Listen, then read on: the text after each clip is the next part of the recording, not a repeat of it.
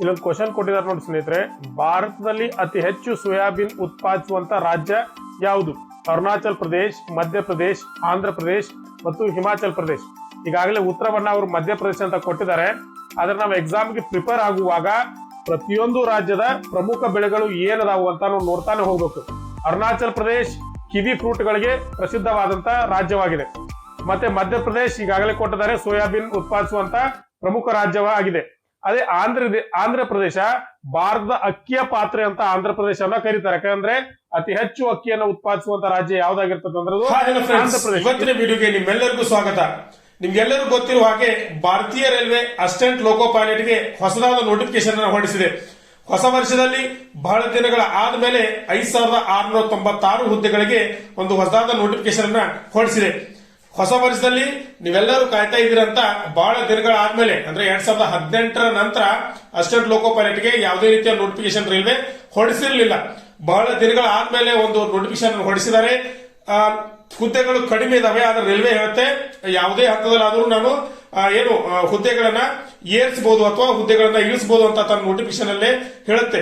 ನಾವೆಲ್ಲರೂ ಒಳ್ಳೆ ರೀತಿಯಿಂದ ಎಕ್ಸಾಮ್ ಅನ್ನ ಫೇಸ್ ಮಾಡಿ, ಒಳ್ಳೆ ರೀತಿಯಿಂದ ಪ್ರಿಪೇರ್ ಮಾಡಿ, ಮತ್ತೆ ಯಾವ ರೀತಿ ಎಕ್ಸಾಮ್ ಪ್ಯಾಟರ್ನ್ ಇರ್ತದೆ ಅದನ್ನ ಸರಿಯಾಗಿ ತಿಳ್ಕೊಳ್ಳಿ. ಅದ್ರ ಬಗ್ಗೆ ನಾನು ಹಿಂದಿನ ವಿಡಿಯೋದಲ್ಲಿ ಮಾಡಿದ್ದೀನಿ. ಅಂದ್ರೆ ಯಾವ ರೀತಿ ಎಕ್ಸಾಮ್ ಪ್ಯಾಟರ್ನ್ ಇರ್ತದೆ, ಅಂದ್ರೆ CBT 1 ಅಂದ್ರೆ ಏನು, CBT 2 ಅಂದ್ರೆ ಏನು, CBT 3 ಅಂದ್ರೆ ಏನು, CBT 1 ಅಲ್ಲಿ ಯಾವ ರೀತಿ ಕ್ವಶನ್ಗಳು ಇರ್ತವೆ, ಮತ್ತೆ ಅದಕ್ಕೆ ಯಾವ ರೀತಿ ಕ್ವಶನ್ ಪೇಪರ್ ಬರ್ತದೆ ಅಂತ ನಾವು ಈ ವಿಡಿಯೋದಲ್ಲಿ ಕ್ವಶನ್ ಪೇಪರ್ ಬಗ್ಗೆ ನೋಡೋಣ. ಮತ್ತೆ ಹಳೆ ವಿಡಿಯೋದಲ್ಲಿ ಏನ್ ಹೇಳಿದಾರೆ ಅಂತಂದ್ರೆ ಅದಕ್ಕೆ ಯಾರೆಲ್ಲ ಅಪ್ಲಿಕೇಶನ್ ಹಾಕ್ಬೋದು, ಏಜ್ ರಿಲ್ಯಾಕ್ಸೇಷನ್ ಏನಿದೆ, ಅವರ ಕ್ವಾಲಿಫಿಕೇಶನ್ ಏನಿರಬೇಕು, ಇದೆಲ್ಲದರ ಬಗ್ಗೆ ಸಂಪೂರ್ಣವಾದ ವಿಡಿಯೋನ ನಾನು ಹಿಂದಿನ ವಿಡಿಯೋದಲ್ಲಿ ಮಾಡಿದ್ದೀನಿ. ಅದರ ಲಿಂಕ್ ಅನ್ನ ಕೆಳಗೆ ಕೊಟ್ಟಿರ್ತೀನಿ, ಇಲ್ಲಾಂದ್ರೆ ಸ್ಕ್ರೀನ್ ಎಂಡ್ ಅಲ್ಲಿ ಬರ್ತದೆ. ಅದರಲ್ಲಿ ನೀವು ನೋಡಿ ಮತ್ತೆ ಸರಿಯಾದ ರೀತಿಯಲ್ಲಿ ಅಪ್ಲಿಕೇಶನ್ ಅನ್ನ ಹಾಕಿ. ಹಾಗಾದ್ರೆ ಈ ವಿಡಿಯೋದಲ್ಲಿ ನಾವು ಏನ್ ನೋಡೋಣ ಅಂತಂದ್ರೆ ಎಕ್ಸಾಮ್ಗೆ ಪ್ರಿಪೇರ್ ಆಗೋದ್ರಲ್ಲಿ ಹಳೆಯ ಕ್ವಶನ್ ಪೇಪರ್ ಗಳ ಮಹತ್ವ ತುಂಬಾ ದೊಡ್ಡದಾಗಿರ್ತದೆ. ಅಂದ್ರೆ ಯಾವ ರೀತಿ ಕ್ವಶನ್ ಬೀಳ್ತವೆ, ಕ್ವಶನ್ ಗಳ ಪ್ಯಾಟರ್ನ್ ಯಾವ ತರ ಇರ್ತದೆ. ಯಾಕಂದ್ರೆ ಇದರಲ್ಲಿ ಏನಿರ್ತದೆ ಅಂತಂದ್ರೆ ಮ್ಯಾಥಮೆಟಿಕ್ಸ್ ಇರ್ತದೆ, ಮತ್ತೆ ಜನರಲ್ ಇಂಟೆಲಿಜೆನ್ಸ್ ಅಂಡ್ ರೀಸನಿಂಗ್ ಇರ್ತದೆ, ಆಮೇಲೆ ಜನರಲ್ ಸೈನ್ಸ್ ಇರ್ತದೆ, ಮತ್ತೆ GK ಅಂದ್ರೆ ಕರೆಂಟ್ ಅಫೇರ್ಸ್ ಇದರಲ್ಲಿ ಇರ್ತದೆ. ಇದನ್ನ ಯಾವ ರೀತಿ ಏನ್ ಮಾಡಿದಾರೆ ಅಂತಂದ್ರೆ ಯಾವ್ಯಾವ ಸಬ್ಜೆಕ್ಟ್ ಅಲ್ಲಿ ಡಿವೈಡೇಷನ್ ಮಾಡಿದಾರೆ ಅಂತ ಕ್ವಶನ್ ಪೇಪರ್ ನೋಡೋದ್ರ ಮೂಲಕ ನಾವು ತಿಳ್ಕೊಳ್ಬಹುದು. ಈ ವಿಡಿಯೋದಲ್ಲಿ ನಾವು ಏನ್ ನೋಡೋಣ ಅಂತಂದ್ರೆ ಹಳೆಯ ಕ್ವಶನ್ ಪೇಪರ್ ಅನ್ನ ಅಂದ್ರೆ 2018ರ ALP ಕ್ವಶನ್ ಪೇಪರ್ ಅನ್ನ ಎಲ್ಲಿ ಡೌನ್ಲೋಡ್ ಮಾಡ್ಕೊಳ್ಳೋದು ಮತ್ತೆ ಅದನ್ನ ಯಾವ ರೀತಿ ಅನಲೈಸ್ ಮಾಡೋದು ಅಂತ ಈ ವಿಡಿಯೋದಲ್ಲಿ ನಾವು ಸಂಪೂರ್ಣವಾಗಿ ನೋಡೋಣ. ಮತ್ತೆ ಇದರಲ್ಲಿ ಇನ್ನೊಂದು ಏನ್ ನೋಡೋಣ ಅಂತಂದ್ರೆ ನಾವು ಎಕ್ಸಾಮ್ಗೆ ಯಾವ ರೀತಿ ಪ್ರಿಪೇರ್ ಆಗ್ಬೇಕು. RRB ಎಕ್ಸಾಮ್ ಅಂತಂದ್ರೆ ತುಂಬಾ ಟಫ್ ಆಗಿರ್ತದೆ. ಯಾಕಂದ್ರೆ ಇವತ್ತಿನ ಕಾಲದಲ್ಲಿ ಏನಾಗಿರ್ತಂದ್ರೆ ಕಾಂಪಿಟೇಷನ್ ತುಂಬಾ ಜಾಸ್ತಿ ಆಗಿರ್ತದೆ. ಎಲ್ಲರೂ ಗೌರ್ಮೆಂಟ್ ನೌಕರಿಗಾಗಿ ಏನ್ ಫೈಟ್ ಮಾಡೋತಿರುವಾಗ ನಾವು ಸುಲಭವಾಗಿ ಇವತ್ತೇ ಓದಿ ನಾಳೆ ಎಕ್ಸಾಮ್ ಬರೀತಾರೆ ಅಂದ್ರೆ ಆಗೋದಿಲ್ಲ. ಯಾಕಂದ್ರೆ ಎಲ್ಲರೂ ತಿಂಗಳಾನುಗಟ್ಲೆ ಈ ಎಕ್ಸಾಮ್ಗಾಗಿ ಪ್ರಿಪೇರ್ ಮಾಡ್ತಿರ್ತಾರೆ. ಯಾಕಂದ್ರೆ ಇವತ್ತು ಸ್ಟೇಟ್ ಗೌರ್ಮೆಂಟ್ ಅಲ್ಲಿ ಆಗಿರ್ಬೋದು ಅಥವಾ ಸೆಂಟ್ರಲ್ ಗೌರ್ಮೆಂಟ್ ಅಲ್ಲಿ ಆಗಿರ್ಬೋದು ಕಾಂಪಿಟೇಷನ್ ದಿನದಿಂದ ದಿನಕ್ಕೆ ಹೆಚ್ಚಾನೇ ಇದೆ. ಒಂದು ಪೋಸ್ಟ್ಗೆ ಏನಿಲ್ಲ ಅಂತಂದ್ರೂ 1000 ಲಕ್ಷದವರೆಗೂ ಕಾಂಪಿಟೇಷನ್ ಬೆಳೀತಾ ಇರ್ತದೆ. ಅದಕ್ಕೆ ನಾವು ಏನ್ ಮಾಡ್ಬೇಕಂತಂದ್ರೆ ಒಂದು ನಿರ್ದಿಷ್ಟ ಕ್ರಮದಲ್ಲಿ ಅಭ್ಯಾಸವನ್ನು ಮಾಡಬೇಕು, ಕ್ವಶನ್ ಪೇಪರ್ ಗಳನ್ನ ಸ್ಟಡಿ ಮಾಡಬೇಕು, ಆ ಸಬ್ಜೆಕ್ಟ್ ವೈಸ್ ಏನ್ ಮಾಡ್ಬೇಕಂತಂದ್ರೆ ಆ ಬುಕ್ ಅನ್ನ ಓದ್ಬೇಕು. ಇವೆಲ್ಲದರ ಹಂತ ಹಂತವಾಗಿ ನಾವು ಎಕ್ಸಾಮ್ ಪ್ರಿಪೇರ್ ಆದ ತಕ್ಷಣ ಮೊದಲೇ CBT ಎಕ್ಸಾಮ್ ಇರುತ್ತೆ. ಒಂದ್ ಸೈಡ್ ನೀವು ಕಂಪ್ಯೂಟರ್ ಅಲ್ಲಿ ನೋಡ್ತಾ ಇದ್ರೆ ಒಂದ್ ಸೈಡ್ ಇದು ಓಡ್ತಾ ಇರುತ್ತೆ, ಟೈಮ್ ಓಡ್ತಾ ಇರುತ್ತೆ. ಅದನ್ನ ನೀವು ನೋಡ್ತಾ ಇತ್ತಂದ್ರೆ ನಿಮ್ ಎದೆ ಬಡಿತ ಜಾಸ್ತಿ ಆಗ್ತಾ ಇರುತ್ತೆ. ಅಂತ ಟೈಮ್ ಅಲ್ಲಿ ನೀವು ಎಕ್ಸಾಮ್ ಅನ್ನ ಬರಿಬೇಕಾಗಿರ್ತದೆ. ಅದಕ್ಕೆ ಸ್ನೇಹಿತರೆ ಈ ವಿಡಿಯೋನ ಸಂಪೂರ್ಣವಾಗಿ ನೋಡಿ. ಇದರಲ್ಲಿ ನಾವು ಯಾವ ರೀತಿ ಕ್ವಶನ್ ಪೇಪರ್ ಅನ್ನ ಅನಲೈಸ್ ಮಾಡೋದಂತ ಮತ್ತೆ ಕ್ವಶನ್ ಪೇಪರ್ ಅನ್ನ ಎಲ್ಲಿ ಡೌನ್ಲೋಡ್ ಮಾಡ್ಕೊಳ್ಳೋದು. ಯಾಕಂದ್ರೆ ಎಲ್ಲಾ ಕಡೆ ಕ್ವಶನ್ ಪೇಪರ್ ಸಿಗೋದಿಲ್ಲ. ನೀವು ಬೇರೆ ಬೇರೆ ವೆಬ್ಸೈಟ್ ಗಳಲ್ಲಿ ಫೇಕ್ ನ್ಯೂಸ್ ಅನ್ನ ಕೊಟ್ಟಿರ್ತಾರೆ, ಮತ್ತೆ ಫೇಕ್ ಕ್ವಶನ್ ಪೇಪರ್ ಅನ್ನ ಕೊಟ್ಟಿರ್ತಾರೆ. ಅದನ್ನ ನಾವು ಸ್ಟಡಿ ಮಾಡಿ ಸರಿಯಾದ ವೆಬ್ಸೈಟ್ ನಲ್ಲಿ ಯಾವ ರೀತಿ ಡೌನ್ಲೋಡ್ ಮಾಡ್ಕೊಳ್ಬೇಕು ಮತ್ತೆ ಅದನ್ನ ಡೌನ್ಲೋಡ್ ಮಾಡಿಕೊಂಡಂತ ಕ್ವಶನ್ ಪೇಪರ್ ಅನ್ನ ಯಾವ ರೀತಿ ಅನಲೈಸ್ ಮಾಡಬೇಕು ಅಂತ ನಾವು ವಿಡಿಯೋದಲ್ಲಿ ಸಂಪೂರ್ಣವಾಗಿ ನೋಡೋಣ. ಅದಕ್ಕಿಂತ ಮುಂಚೆ ನೀವು ನನ್ನ ವಿಡಿಯೋನ ಫಸ್ಟ್ ಟೈಮ್ ನೋಡ್ತಾ ಇದ್ರೆ ನನ್ನ ಚಾನೆಲ್ ಸಬ್ಸ್ಕ್ರೈಬ್ ಮಾಡ್ಕೊಳ್ಳಿ, ಅಲ್ಲೇ ಪಕ್ಕದಲ್ಲಿರೋ ಬೆಲ್ ಐಕನ್ ಪ್ರೆಸ್ ಮಾಡಿ. ಅದೇ ರೀತಿ ಈ ವಿಡಿಯೋನ ನಿಮ್ ಫ್ರೆಂಡ್ಸ್ ಗಳಿಗೆ ಶೇರ್ ಮಾಡೋದನ್ನ ಮರಿಬೇಡಿ. ಯಾಕಂತಂದ್ರೆ ಇದೇ ರೀತಿ ನಾವು ರೈಲ್ವೆ ಸಂಬಂಧಿತ ಮತ್ತು ಉದ್ಯೋಗಕ್ಕೆ ಸಂಬಂಧಿತ ಉಪಯುಕ್ತ ಮಾಹಿತಿಗಳ ವಿಡಿಯೋಗಳನ್ನ ಮಾಡ್ತಾ ಇರ್ತೀವಿ. ಅವೆಲ್ಲದರ ನೋಟಿಫಿಕೇಶನ್ ಫಸ್ಟ್ ನಿಮ್ಗೆ ಬರ್ಬೇಕಂತಂದ್ರೆ ನೀವು ನನ್ನ ವಿಡಿಯೋನ ಸಬ್ಸ್ಕ್ರೈಬ್ ಮಾಡ್ಕೊಳ್ಬೇಕು. ಮತ್ತೆ ಅದೇ ರೀತಿ ನಿಮ್ ಫ್ರೆಂಡ್ಸ್ಗೆಲ್ಲ ಶೇರ್ ಮಾಡಿ. ಹಾಗಾದ್ರೆ ಇನ್ನೇ ತರ ಫ್ರೆಂಡ್ಸ್ ಈ ವಿಡಿಯೋನ ಸ್ಟಾರ್ಟ್ ಮಾಡೋಣ. ಯಾವ ರೀತಿ ಕ್ವಶನ್ ಪೇಪರ್ ಅನ್ನ ಅನಲೈಸ್ ಮಾಡೋದು ಮತ್ತೆ ಅದನ್ನ ಯಾವ ರೀತಿ ಡೌನ್ಲೋಡ್ ಮಾಡ್ಕೊಳ್ಳೋದು ಅಂತ ನೋಡೋಣ ಬನ್ನಿ.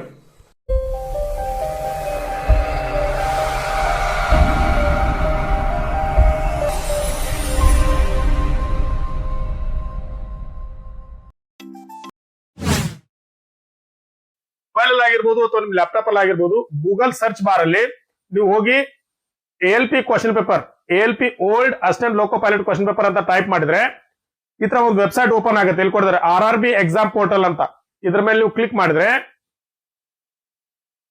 ಈ ತರ ಒಂದು ಓಪನ್ ಆಗುತ್ತೆ. ಇಲ್ಲಿ ನೀವು ಏನ್ ನೋಡ್ಬೋದು ಅಂತಂದ್ರೆ ಇದು ಥರ್ಡ್ ಪಾರ್ಟಿ ವೆಬ್ಸೈಟ್ ಆಗಿರೋದ್ರಿಂದ ಇದು ಗೌರ್ಮೆಂಟ್ ವೆಬ್ಸೈಟ್ ಆಗಿರೋದಿಲ್ಲ.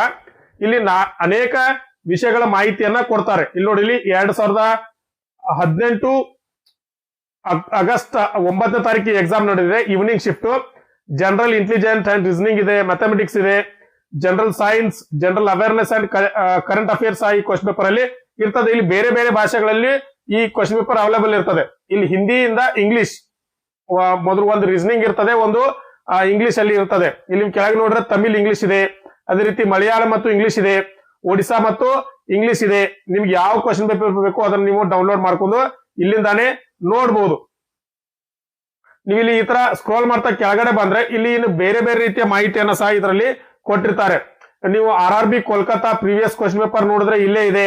ಆಮೇಲೆ ಜನರಲ್ ನಾಲೆಜ್ ಟೆಸ್ಟ್ 1, ಟೆಸ್ಟ್ 2 ನೀವು ಬೇರೆ ಬೇರೆ ಟೆಸ್ಟ್ ಗಳನ್ನ ಅಟೆಂಡ್ ಮಾಡೋದಾದ್ರೆ ಅವುಗಳು ಸಹ ಇಲ್ಲೇ ಸಿಗ್ತವೆ. ಇಲ್ಲಪ್ಪ ಅಂತಂದ್ರೆ ನೀವು ಎಕ್ಸಾಮ್ ಪ್ರಿಪೇರ್ ಆಗ್ತೀನಿ, ನಾನು ಮಾಕ್ ಟೆಸ್ಟ್ ಅನ್ನ ಅಟೆಂಡ್ ಮಾಡ್ತೀನಿ ಅಂದ್ರೆ, ಮಾಕ್ ಟೆಸ್ಟ್ ಅಂತಂದ್ರೆ ಒಂದು CBT ತರನೇ ಒಂದು ನಾರ್ಮಲ್ ಆಗಿ ನೀವು ಎಕ್ಸಾಮ್ ಅನ್ನ ಅಟೆಂಡ್ ಮಾಡುದು. ಅದೇನ್ ರಿಯಲ್ ಎಕ್ಸಾಮ್ ಇರುವುದಿಲ್ಲ, ಆದ್ರೆ ರಿಯಲ್ ಎಕ್ಸಾಮ್ ತರನೇ ಮಾಕ್ ಟೆಸ್ಟ್ ಅಂತ ಮಾಡ್ತಾರೆ. ಅದನ್ನ ನೀವು ಸಹ ಅಟೆಂಡ್ ಮಾಡಿ ನಿಮ್ಗೆ ಪ್ರಾಕ್ಟೀಸ್ ಮಾಡ್ಕೋಬಹುದು ರಿಯಲ್ ಎಕ್ಸಾಮ್ ಅನ್ನ ಯಾವ ರೀತಿ ಬರೆಯೋದಂತ. ಹೊಸವಾಗಿ ಯಾರು ಎಕ್ಸಾಮ್ ಬರ್ತಿರ್ತಾರೆ ಅವರಿಗೆ ತುಂಬಾ ಇದು ಹೆಲ್ಪ್ ಆಗ್ತದೆ. ಇಲ್ಲಿ ಬೇರೆ ಬೇರೆ ಭಾಷೆಗಳು ಇರ್ತವೆ, ಅವೆಲ್ಲದರ ಭಾಷೆಗಳನ್ನ ನೋಡ್ತಾ ಬಂದ್ರೆ ನಾವು ಕನ್ನಡಿಗರು ನಮ್ಮ ಕನ್ನಡ ಭಾಷೆಯಲ್ಲೇ ಕ್ವಶನ್ ಪೇಪರ್ ಬೇಕು. ಇಲ್ಲಿ ಕನ್ನಡ ಮತ್ತು ಇಂಗ್ಲಿಷ್ ಇದೆ. ಇಲ್ಲಿ ನೋಡಿ exam paper key answer with key answer ಅಂತ ಕೊಟ್ಟಿದ್ದಾರೆ. ಇದು ನೀವು ಕನ್ನಡ ಕ್ವಶನ್ ಪೇಪರ್ ಅಲ್ಲಿ ಕ್ಲಿಕ್ ಮಾಡಿ ಓಪನ್ ಆಗ್ತಾ ಇದೆ.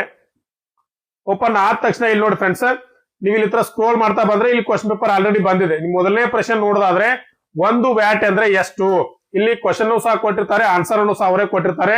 ಒಂದು ಜೌಲ್ ಪರ್ ಸೆಕೆಂಡ್ ಅಂತ ಅಂದ್ರೆ ಒಂದು ವ್ಯಾಟ್ ಅಂತ ಅರ್ಥ. ನೀವು ಇಡೀ ಕ್ವಶನ್ ಪೇಪರ್ ಅನ್ನ ಆಮೇಲೆ ಅನಲೈಸ್ ಮಾಡೋಣ. ಇದು ಒಂದು ಮಾಡೆಲ್ ಕ್ವಶನ್ ಪೇಪರ್ ಆಗಿರ್ತದೆ. ಒಂದು 25 ಕ್ವಶನ್ ಗಳ ಏನೋ ಒಂದು ಅಷ್ಟೇ ಕೊಟ್ಟಿರ್ತಾರೆ. ಇದರಲ್ಲಿ ನೀವು ಪೂರಾ ಕ್ವಶನ್ ಪೇಪರ್ ಅನ್ನು ಕೆಳಗಡೆ ಇರ್ತದೆ, ನೀವು ಅದನ್ನ ಆಮೇಲೆ ಡೌನ್ಲೋಡ್ ಮಾಡ್ಕೊಂಡು ಇಡೀ ಕ್ವಶನ್ ಪೇಪರ್ ನಾವು ಅನಲೈಸ್ ಮಾಡೋಣ. ಈಗ ಜಸ್ಟ್ ಯಾವ ತರ ಕ್ವಶನ್ ಪೇಪರ್ ಡೌನ್ಲೋಡ್ ಮಾಡೋದು ಅಂತ ಮಾತ್ರ ಹೇಳ್ಕೊಡ್ತಾ ಇದೀನಿ. ಇಲ್ಲಿ ನೋಡ್ತಾ ಇರ್ಬೋದು, ಸ್ಕ್ರಾಲ್ ಮಾಡ್ತಾ ಬನ್ನಿ. ಅದೇ ತರ ಇಲ್ಲಿ ಕೆಳಗಡೆ ನೀವು ಬಂದ್ರೆ ಎಲ್ಲಾ ಕ್ವಶನ್ಗಳು ನಿಮಗೆ ಕಾಣ್ತಾ ಇರ್ತದೆ. ಇಲ್ಲಿ ಕೆಳಗಡೆ ಬಂದ್ರೆ ಇಲ್ಲಿ ಕೊಟ್ಟಿರ್ತಾರೆ ನೋಡಿ, ಇಲ್ಲಿ ಏನಂತಂದ್ರೆ click here to download full ಏನೋ ಪೇಪರ್ ಅಂತ ಕೊಟ್ಟಿದ್ದಾರೆ. ಅಂದ್ರೆ ನೀವು ಇಲ್ಲಿ ಮಾಡಿದ್ರೆ ಫುಲ್ ಕ್ವಶನ್ ಪೇಪರ್ ಡೌನ್ಲೋಡ್ ಆಗುತ್ತೆ. ಅದನ್ನ ನಾವು ಆಮೇಲೆ ನಿಧಾನವಾಗಿ ಯಾವ ಕ್ವಶನ್ ಯಾವ ತರ ಬಂದಿದೆ ಮತ್ತು ಯಾವುದ್ರ ಮೇಲೆ ಕ್ವಶನ್ ಬಿದ್ದಿದೆ ಅಂತ ಅನಲೈಸ್ ಮಾಡೋಣ.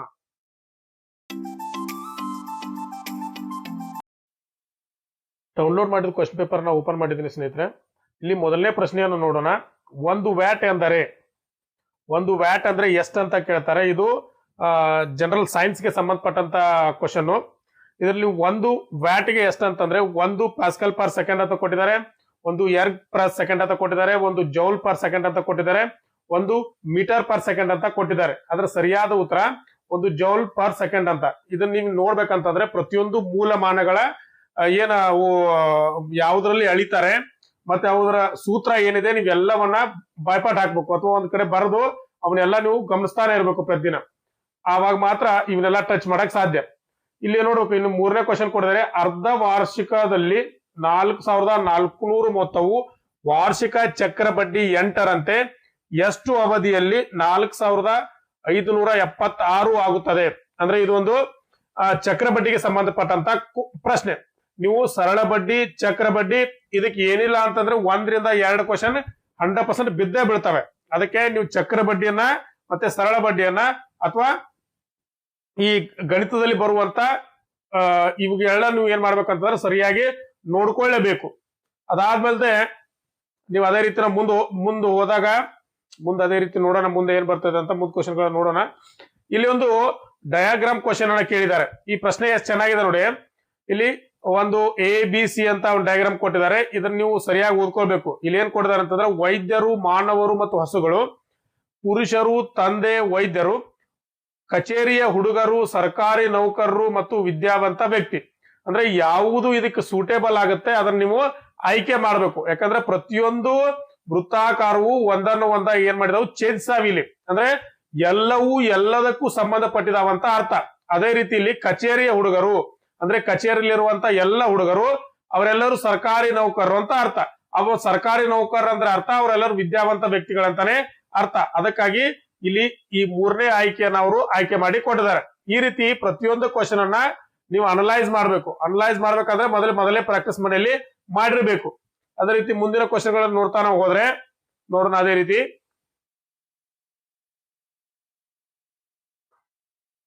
ಇಲ್ಲಿ ನೋಡ್ಕೋತ ಹೋಗೋಣ. ಅದೇ ಯಾವ ರೀತಿ ಕ್ವಶನ್ ಅದಾವೆ.